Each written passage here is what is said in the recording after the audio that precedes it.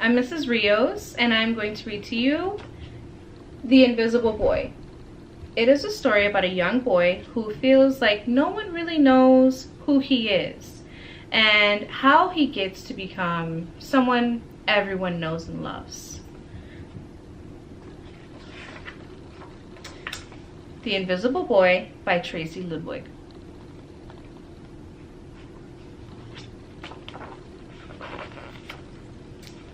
Can you see Brian, the invisible boy? Even Miss Carlotti has trouble noticing him in her classroom. She's too busy dealing with Nathan and Sophie.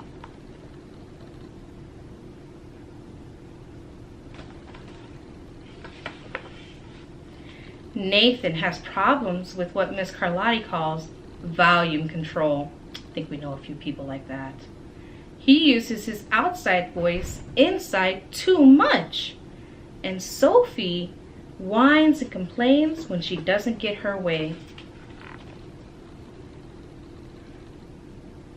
I think we all have that kind of a problem once in a while.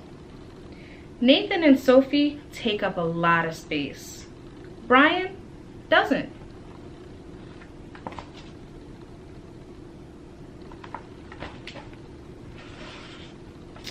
When the bell rings for recess, Micah and JT take turns choosing kids for their kickball teams. The best players get picked first. Then the best friends of the best players. Then the friends of the best friends. Only Brian is left, still waiting and hoping.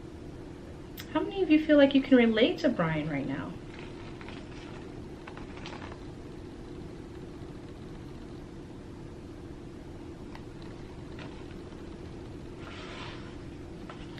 JT glances in Brian's direction just as quickly and looks away.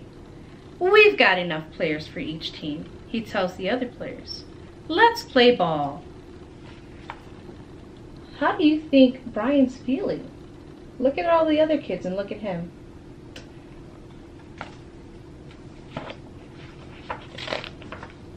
In the cafeteria, Madison and her friends talk about her birthday party. The rope swing over the pool was awesome, says JT. Yeah, so was the water slide, adds Fiona. That was the best pool party ever. I'm so glad you guys had fun, says Madison. Everybody had fun, except, you guessed it, Brian. At choosing time, while the other kids played board games and read, Brian sits at his table, doing what he loves to do best. He draws fire-breathing dragons that scale tall buildings. Space aliens locked in intergalactic battles. I gotcha now. Greedy pirates digging for treasure. Crackers. Arr. And superheroes with the power to make friends wherever they go. Hi, friend. Have a cookie. Hi.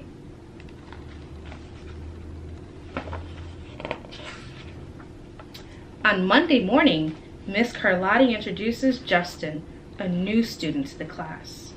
Brian smiles shyly at him. Some of the other kids sneak looks at Justin, trying to figure out if he's cool enough to be their friend. They haven't quite made up their minds yet.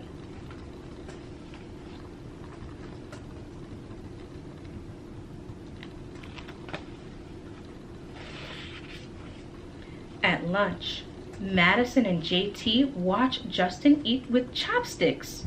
What's that? Asks Madison as she points at Justin's food. It's bulgogi. What? Bulgogi. It's Korean barbecued beef. My grandma made it for me. It's really good. Do you want to try some? There's no way I'm eating that boogery. All the kids laugh. All of them. That is except Brian. He sits there wondering which is worse, being laughed at or feeling invisible. Which do you think would be worse?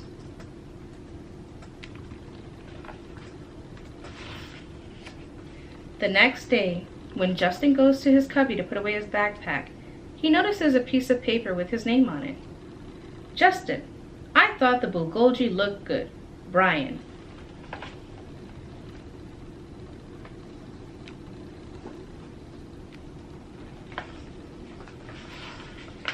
At morning recess, Brian finds a piece of chalk in the ground and starts drawing away. You're Brian, right? Yeah. Thanks for the note.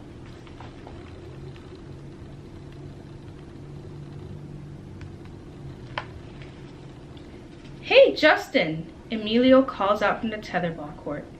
You're up next. Sorry, I gotta go, says Justin. By the way, that's a really cool drawing, he adds before taking off.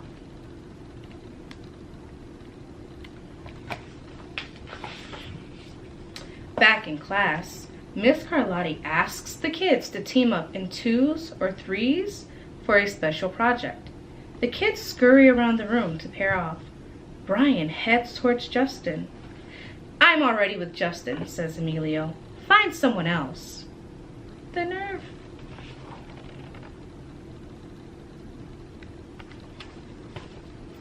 Brian looks at the floor, wishing he could draw a hole right there to swallow him up. Mrs. Carlotti, can we have up to 3 people in our group? We're only 2. Come on, Emilio, let him work with us. Okay, I guess. What do you notice is happening to our little friend here, Brian?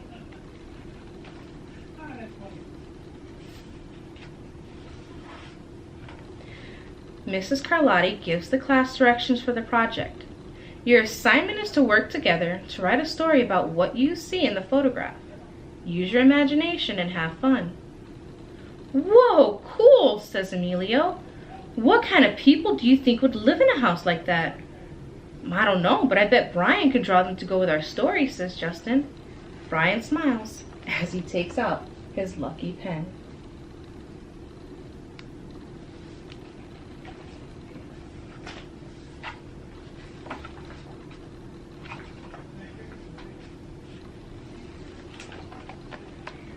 Look at how well these boys are working together.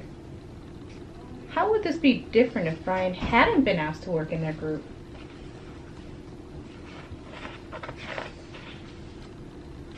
It's lunchtime again. Brian's least favorite part of the day. Another long 20 minutes of kids talking and laughing with everyone else but him. Brian, he hears someone shout.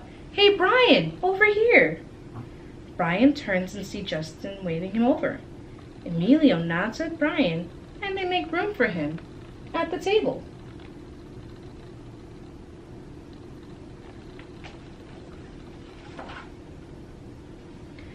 Cookie?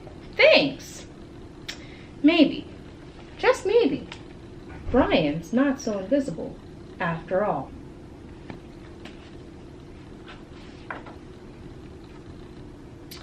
Hope you enjoyed this story. It's one of our class favorites.